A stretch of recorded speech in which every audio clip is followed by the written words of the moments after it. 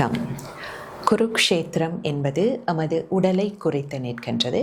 இது தர்மக்ஷேத்திரமாக இருக்கின்றது. அதாவது எமது உடலை கொண்டு நாம் இந்த உலகில் ஆற்ற வேண்டிய கர்மங்களை குறித்து நிற்கின்றது. திருதராஷ்டிரன் எமது அறியாமை பெற்றெடுத்த நூற்றுக்கணக்கான தீய எண்ணங்களை குறித்து நிற்கின்றது. பாண்டவர்கள் எம்முள் இருக்கின்ற நல்ல எண்ணங்களை குறித்து நிற்கின்றது.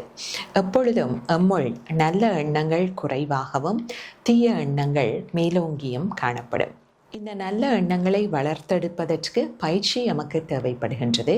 அதே நேரத்தில் இந்த தீய எண்ணங்கள் களைகளைப் போல தாமாகவே வளர்ந்துவிடக்கூடியது. பாரத போர் என்பது இந்த நல்ல எண்ணங்களுக்கும் தீய எண்ணங்களுக்கும் இடையே எமக்குள் நடைபெறுகின்ற ஒரு யுத்தமாக இருக்கின்றது.